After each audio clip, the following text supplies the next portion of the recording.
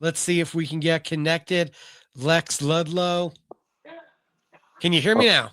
I can hear you now, bro. Awesome, awesome. How you doing this evening, sir? Good. How are you, bro? Doing well, doing well. Having a busy show tonight, going around the world of combat sports, getting ready for the holidays. You're getting ready for a fight and the holidays. How do you prepare for the holidays? Well, I have 4 kids, so it's madness. It's complete madness. So, where do you rate your putting together skills for toys? A zero. Zero. I'm not good at it at all, but I'm gonna try my best this year to have a lot of patience. I usually get real frustrated and end up like having to walk away a million times, but uh, I'm gonna try. I feel like I have, the older you get, the more patience you get. So I feel like I have a lot of patience this year. So I feel like it should be all right. But then again, I haven't had to build anything in a while. But I see it under your name. It says the most hated man in combat sports. that's And right. where do you get that feeling? Is that a ambition or is that a fact at this time? I mean, nobody in combat sports is, I feel like, getting. I wouldn't say the attention, but the rise of the most hated man in combat sports is definitely needs to be studied. I mean, in a short amount of time, a lot of people are talking about me, and I feel like I'm getting noticed by a lot more people. And it's just I mean, I guess it's more of a brand at this point. I'm just like how Chael has the bad guy. That's going to be my brand. So, the most hated man kind of brand. But yeah, I guess that's about it. It took you about 30 seconds to mention Chael, and you had told me a message that he was a guy that was an inspiration for you, seeing his charisma on the mic and his game. That meant a lot to you. For sure. I mean, Chael, first time I got introduced to him was UFC 109 against Nate Marquardt. I'm a little bit of a UFC historian, so MMA historian, so I can, from like 2008 to probably like 2017, I can name a lot of events. And Chael just blew me away, dude. I never really wanted to be a fighter. I always wanted to be a pro wrestler. And then when he came across my screen, dude, and I saw, I saw him pop up, dude. Sorry, I got a DM as we were talking. I have a little bit of a mishap with my tickets today. Um, that's craziness, but we'll get it all right. But when he came across my screen, dude, I heard him talking about Nate Marquardt and how he was going to beat up Anderson Silva, and I was like, God damn! I was like, so you can talk? This guy talks trash and he fights for real, and then like I just remember all the hate he was getting from UFC 117, from all the Brazilians and stuff. I thought it was the greatest thing in the world, dude. I was so like infatuated by it. I was obsessed with it, and I was already watching MMA a lot, and I was already obsessed with MMA, but that really, really that got me into a gym. That got me start training. That got me into everything. So he definitely was the biggest influence on me. And prior to that, as you said, the thought process was becoming a pro wrestler. How far into that process did you get? Were you in a school? Were you taking bumps? So we're talking back when I was 15 years old. So Oh, okay. stop it. We're talking back when I was 15 years old. So ever since I was the age of 5, I wanted to be in the WWE. So when I was 5 to when I was 15, and then that's kind of when it transitioned. But I still wanted to be a pro wrestler. So when I had my first fight, it was actually just to say I did it kind of thing. Um, but then I lost my first fight, but as an amateur, but I uh, I was obsessed with it. Even though I got crushed, I got dropped 5 times in the first round. I fought Carl Roberson, who was in the UFC, and he fought for BKFC as well. We fought twice. I rematched him, but he dropped me. He dropped me 5 times in the first round. And Greg Serb, the athletic director, called it in between rounds, and I even though I got beat up, I've never been in a street fight in my life. So that was like I was like, whoa, that was like the most amazing thing. And you know what? It humbled me as well. Like even though I talk as much trash as I do and as much trash as I know, I say a lot of crazy stuff. But I'm very humble at the same time. Because I've had a rough start when my first fight. So Prior I to that, Chal, inspiration. Were you an athlete? Were you involved in other sorts of like traditional athletics? Just wrestling. Wrestled since I wrestled classics since I was 5. I wrestled. I started in the youth program, and then I went from the youth program all the way until I graduated high school. Oh, so you were right in line with that trajectory, that kind of pipeline of what leads to an MMA fighter. You were already on the mat getting the cauliflower ears. Yeah, I had me years. I've had me years for years and years and years. I was really good as a kid, dude, and I was really good in middle school. I was I think I had like 2 losses in my middle school career, and then when I got to high school, dude, I went. Phew, I just took a nosedive, dude. I just stopped caring. I just wanted to play video games and kind of hang out at home, and I was kind of just going to wrestling, not because I had to, but I guess it was just something to do. But I grew up with all those guys that I wrestled with. So it was like hanging out with my friends, but then when it would come time to wrestle, I'd just be like, like if I can't take them down, I'll probably just get pinned or something. And that was pretty much my my career until my senior year, until I took it a little serious. Chal inspires you. You do the MMA thing. At what point does bare knuckle even pop onto your radar? It didn't. It never did. It never was on my radar. It's actually a cool story. I've told it a bunch of times, but on podcasts. But I just lost. It was about last November.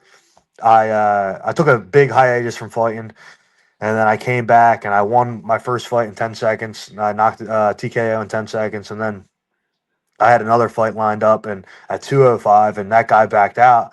So they found me a guy at heavyweight, and I won the first round and a half pretty easily. But I got really tired because he was a big boy. I went from fight. I weighed in at like 218, but when they called me, I was like 210, and he was 265, so he had to cut weight on like a week notice. Yeah, and my arms just got gassed. I got super.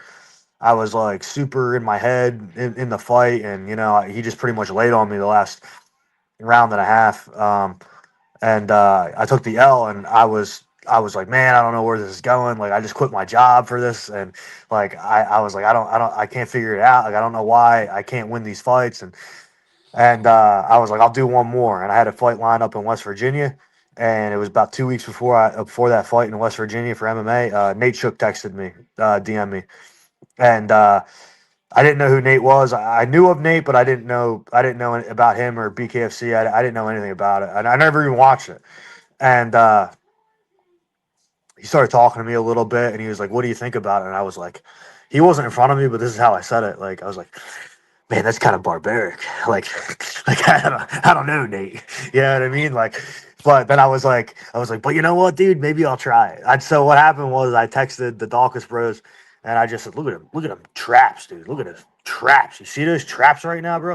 Um, I texted the Dawkins brothers, and I said, what do you think about this? And they were like, dude, why not? And I got offered a Bellator fight back in 2018. I got offered to fight Ed Ruth, and I didn't take it. It was on Spike TV. It would have been the most money I ever made in my life. And I didn't take it. And when this came to calling, I said, you know what, dude, let's just take a chance. And look where we're at now, dude. So, you know what I mean? Always risk it for the biscuit.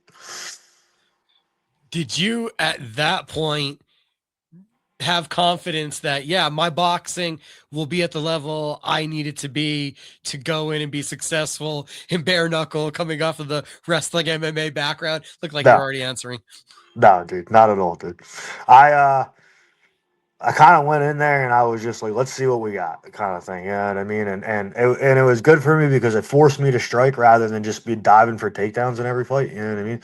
Like in the gym, dude. Like I would hold my own against a lot of people, and a lot of the higher level guys like Kyle Dawkins, dude. I still can't beat him up, dude. He still fucking ragdolls me and around and stuff like that. But you know, with confidence though, like now I do good against a lot of people, dude. You know what I mean? I do pretty good against a lot of people I didn't think I would do against. But it's all about like I think building your confidence and learning. And Chris Dawkins and Kyle Dawkins, they teach me a lot, dude. And I feel like I never really learned how to strike and until I met those guys. So I've been training now with them for like a year and a half. I think 2 years, probably about a year and a half, 2 years. So from that until now, my striking's gotten a lot better, and you're gonna see how good it got in this fight, dude. Like it really has gotten really good, and you guys are gonna definitely see how good my boxing's gotten. The debut, you go the distance. The second Bullshit decision, dude. You're gonna get me all riled up talking about that, dude. One judge gives Conor McKenna the fight, landed 7 punches in the entire fight, and they give him the fight.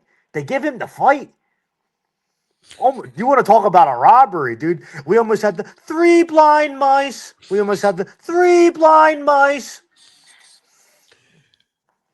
Do you feel, though, that was invaluable, having that 10 minutes in there for what it translated into in the sophomore performance, where that evolution speaks bounds, where you get it done in a round? Well, yeah, I mean, I got my feet wet, and that was, like I said, McKenna was the only fight I ever watched for BKFC. I never watched any other fights, right?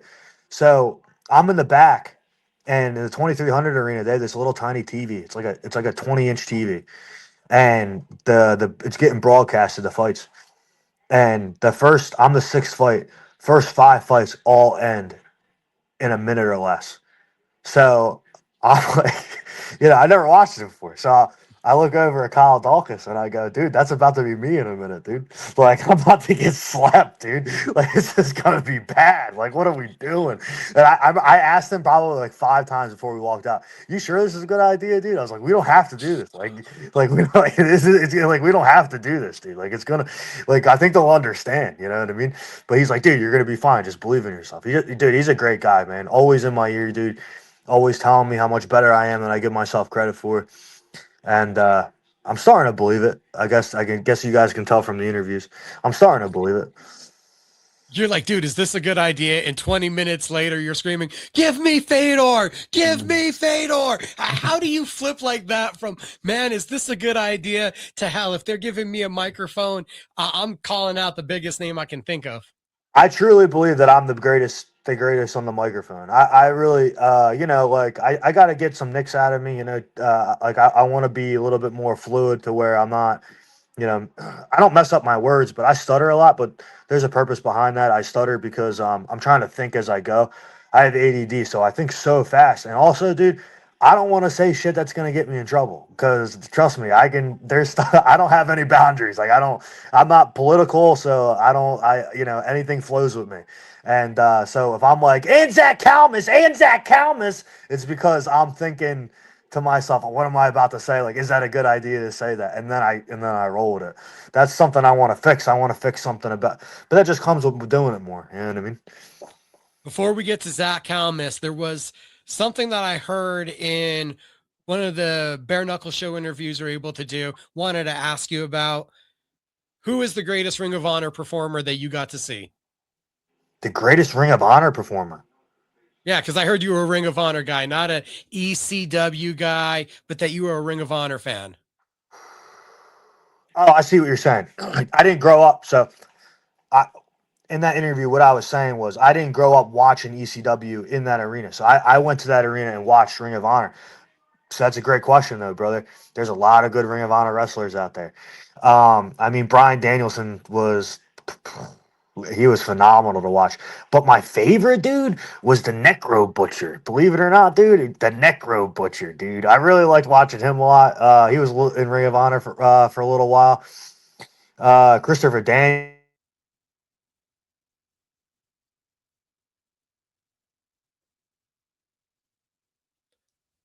I don't know where Lex Ludlow just went.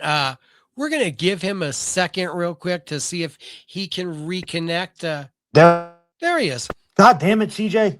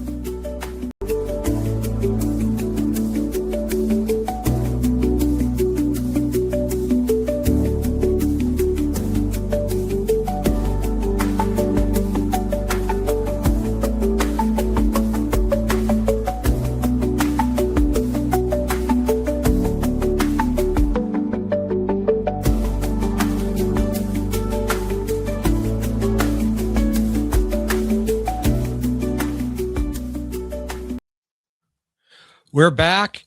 Hopefully the Sorry about that. difficult. No, that's cool, I man. gotta, dude, my phone never stops ringing, dude. I forgot to put it on Do Not Disturb. It's all right. We can understand. You're a popular guy, a growing brand here. We're happy to get some time with you. So you were talking Ring of Honor.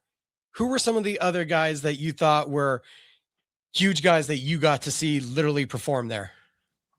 Austin Aries was definitely the guy that I got to see, and Austin Aries, dude, he went the I went there like 6 times to watch him wrestle, watch Ring of Honor, and the one time he came out, right, so they were advertising Ric Flair to be there, right, so a lot of people bought tickets for Ric Flair, but I guess he no showed it, so they were like. They started the show. They're like, and a multiple time world champion is coming out to the ring right now. And they hit Ric Flair's music, and out came Austin Aries, dude. And the whole crowd went nuts. Like, they were pissed. And I thought it was the greatest troll of all time, dude. I was into it, dude. This dude's walking out. He's doing the Ric Flair strut. But I really, that made me a huge Austin Aries fan after that, for sure. And then I heard from the WWE side, you were a big Mr. Perfect, Rick Rude guy. So I'm guessing you were totally against the Ultimate Warrior. Uh, wasn't against him, but the mustache was definitely inspired by Mr. Rude himself. But not against him, but I mean he just wasn't. It's not like I'm turning the TV on to watch the Ultimate Warrior. I mean, like during his Hall of Fame speech, like, I'll be honest, I fast forwarded it. So where does it lead to? Did you ever start to kind of in those teenage years kind of ever start to cultivate what you were thinking you wanted your pro wrestler character to be like if you did get to go pursue it? Yeah, I mean, I had a couple different avenues I wanted to go. You ask good questions, dude. You're the best guy I've had so far. Um, Yeah, god damn, dude, you're making me think. So I had myself, Lex Ludlow, and I'm gonna, one, my nickname was gonna be 1 in a million. Um, I'm gonna do a little. I already have the post-fight speech plan for Knucklemania, and that's gonna be. There's gonna be a little part of that in there. There's a lot of Easter eggs I'm gonna do for this fight, dude. That only people like that close to me might know if they pay attention, and that's one of them. So I gave one away, but I wanted to do Lex 1 in a million Ludlow, and then there was another one where I wanted to do Lex luscious Lex Ludlow, where I was like like kind of like like too good for you kind of thing, and I was like an OCD guy. I wanted women to come out to the ring, in not like lingerie, but like maid outfits. And I wanted them to disinfect the entire front row. And I wanted them to Lysol the ring before I wrestled, and because I'm too good to be in the ring, I'm too luscious, like yeah, I'm too luscious for the crowd. And then the other one was Chris Savior, who was gonna be like a evil priest, where kind of like Christopher Daniels, but a little bit more. Like I would read testaments and the crap. My finisher was going to be the Old Testament. They're yeah, I mean I those are the three major ones for sure. And instead we're piling this creativity into bare knuckle. You brought up the Yes. guys that you're training with, the Dawkins brothers. I saw Patrick Brady also. What's it like being in that room and learning from some high level guys? I mean, it's definitely like expanded my mind, because I always grew up wrestling, and my coach Glenn Kaiser, PIAA Hall of Famer, by the way, for coaching wrestling. Um, he always stressed it. If the state champ is in the room at your weight class, you shouldn't duck him. You should go wrestle him. So I uh I really believe if you go with the best guys, they'll rub off on you, and you might not be the best, but you'll rub they'll it'll make whoever you're fighting a lot easier of a fight. Um, Me and Pat, when we spar, it's just fucking retarded. It's like we're whatever you can think of how me and Pat Brady would fight. It probably it's a war. It's carnage, just straight carnage. It's just hitting each other as hard as we can, and it's just a straight out brawl. It's awesome, dude. I love that dude. He's a great dude, man. Um, Kyle just Kyle just under the rug. It's not. I can't even hit him, dude. It's he's so good, dude. Chris, I can hit Chris, but Chris is a lot more technical than me. Chris can definitely mix it up on me, and he he's very technical. He's got way better footwork. He uses real good angles on me, and you know he teaches me a lot, dude. Chris tore his ACL, so he hasn't worked with me as much this camp, but he's still coaching me. But you know, it's hard for him to hold mitts and stuff. He held mitts for me today for the first time in a couple weeks, but I've been working mostly this camp with Kyle, holding pads and stuff like that. Game plan. I mean, Crystal game plans with me. It's hard to explain, dude. But what he's working with me. He just can't spar me. That's how I'm trying to say it. Knucklemania VI. That atmosphere is going to be crazy. You brought his name up already. Zach Calmus is going to be the opponent. If there's anything we could say about him, he's more experienced BKFC, a more experienced pugilist, because I know he had some amateur experience in that direction. Pugilist. Never Yeah, heard that word. it's technical term for boxers, pugilist. Okay. Do you feel like this is an appropriate incremental step for you in a tougher opponent than the last one you saw? I don't think he's better than Lewis Rumsey. I think Lewis Rumsey's better. Lewis Rumsey was 13-15 as a professional fighter, MMA fighter. Um, I know, but I'm on the phone, baby. Okay. Sorry, my daughter came out. Lewis Rumsey's hey, Lewis Rumsey's 15 and 13-15 as a pro MMA fighter. Zach Calmus was like 5-20 as an amateur boxer. Um, I'm not trying to discredit the guy, but I am discrediting him at the same time. He ain't on Lewis Rumsey's level. I think I think him versus Lewis would be interesting in BKFC, but like Lewis, like in an MMA fight, would kill him like easily. I would kill Zach Calmus in an MMA fight easily. It wouldn't even last. It wouldn't even last a minute. I just take him down, dump him on his head. Does the That's something prospect of bare knuckle then make it a little bit longer of a fight? I say. It goes 2 rounds. I say it goes. I say it goes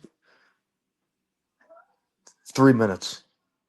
So that's it's a round and a half. I say it goes 3 minutes. I think he's gonna walk into a buzzsaw, dude. I don't think a lot of people realize how good I actually am.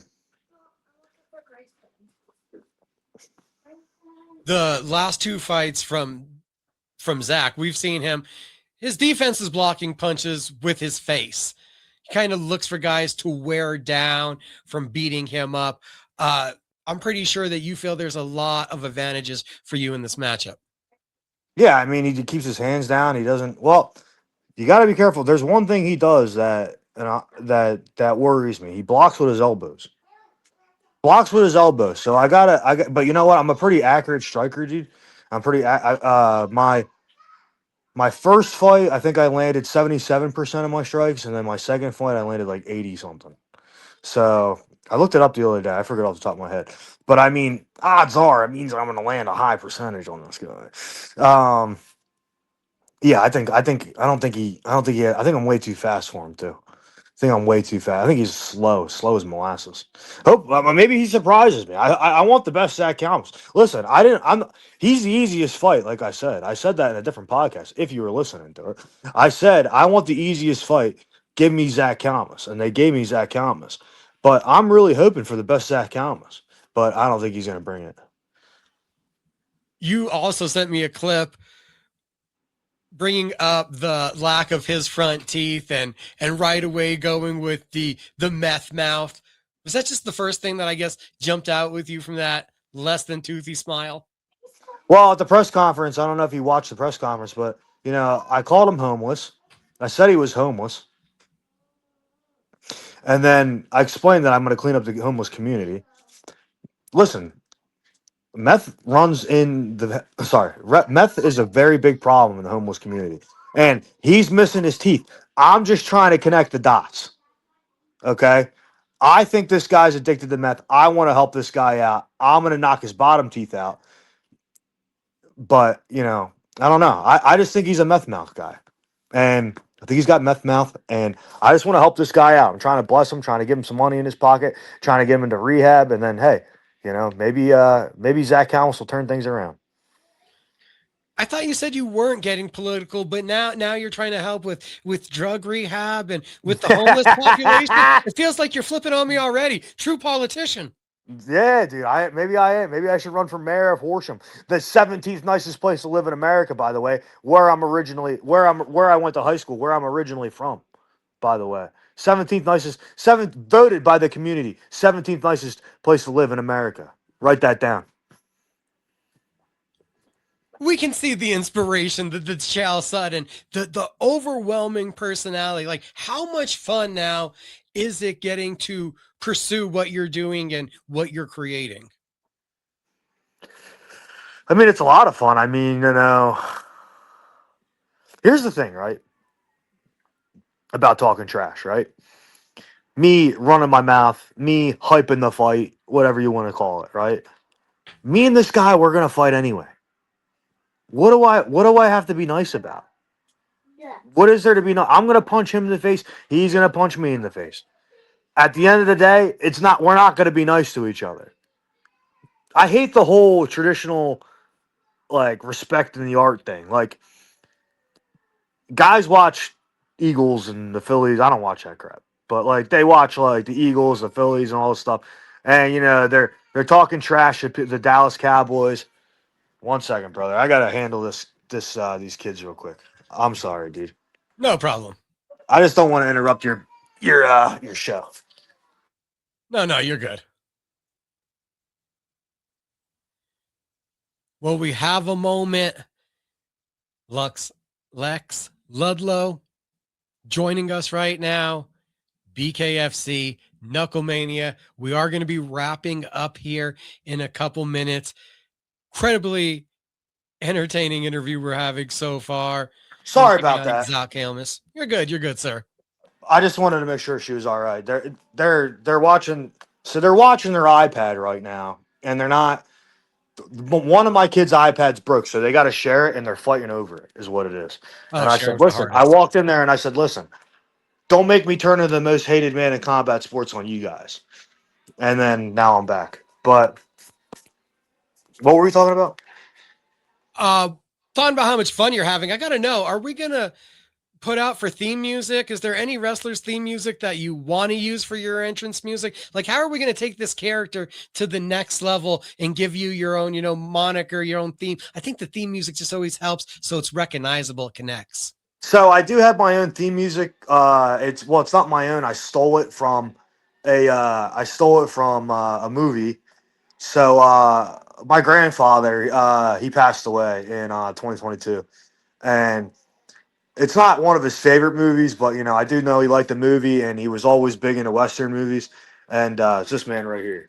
He his name's John Ludlow, and he was like my best friend in the world. And he passed away, and he went to all my fights before I stopped fighting, and it's just kind of my homage to him. So I walk out to the good, the bad, the ugly theme song.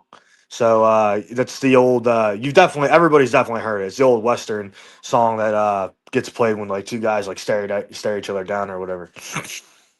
Oh, and a solid meaning, a great reason to have that song. Oh yeah, I mean he was a big. He would have liked Bare Knuckle a lot. It was around when he passed away, but it wasn't really that big. He wasn't really that big until it's getting real big now. It's real big now, but he would definitely liked it a lot if he watched it. From someone that you said you had such a close relationship with, and we can hear how great of a father you are being attentive. It's fine to get off the interview to check on it. Love to see that. What do you think was the most important lesson that you learned from that man? Man, you ask a lot of tough questions, brother. Trying I'll to get tell the you good this. scoops here. I'll tell you this about him. I'll tell you a story about him too. He boxed an orangutan. when he was 16 years old. So he was a great storyteller. He was probably the best storyteller I ever met in my life. Um, Without getting emotional, I'll tell you the story. So he was 16 years old. Him and his friends went to the circus. And the reason I believe this story, by the way, is because he told it from the time I can remember to the time he died the same exact way, and it never changed. So him and his friends went to the circus. It was like, don't quote me on this. He's not here to tell us, but to remind me. But it was, I think it was like $10 to get to box a orangutan, and you win 50 or something like that. So his friends were like, "Come on, John, you could do it," because he boxed a lot, and he was apparently he was known for fighting. So he gets in the ring, he puts one glove on, and as he was sliding the next glove on, they rung the bell, and the orangutan ran at him and beat the crap out of him. He said he hit him with a 1-2, and then as he was going down, he said he ate like 4 or 5 more shots. And then it stood on top of him, and it was just breathing. He said it was the stinkiest thing he's ever smelled in his life. And what did he say about it? And then he said he went the next week to go again, and they actually put it down. It was like a week or two later, and they put it down because it bit somebody. Yeah, so he never got that rematch in there. So, um, but the thing that I learned about him the most, man, it's a great question. He was probably the hardest worker I ever met in my life. So he was an independent contractor for a tractor trailer. He drove his own tractor trailer, and if he didn't work, he didn't get paid. So one more quick story about this guy, just to show you how hard of a worker he was. He was. I live 6 blocks away from him. I bought a house near him, and he was working on his house. This is when I was a kid. So he's working on his house. I think I was there. I kind of remember it. I think I was there. Don't quote me on that. But he was working on his house on the roof, and then he fell off the roof, and he broke his hip.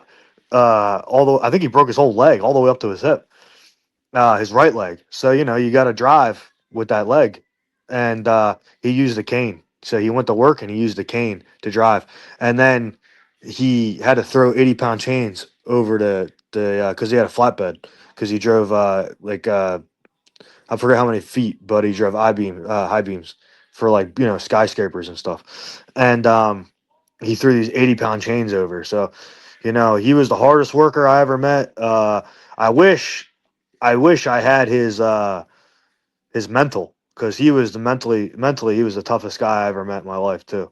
Um, so I definitely learned a lot from. I definitely got my work ethic from him, I would say, for sure.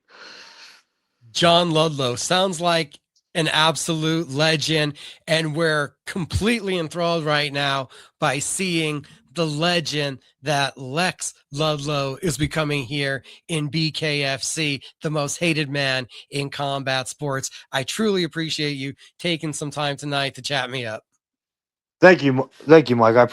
I appreciate you, brother. Sorry about all the interruptions, dude. My kids, they're just fighting, and then people call me, so I do apologize about that. It was my fault for not putting on Do Not Disturb, brother.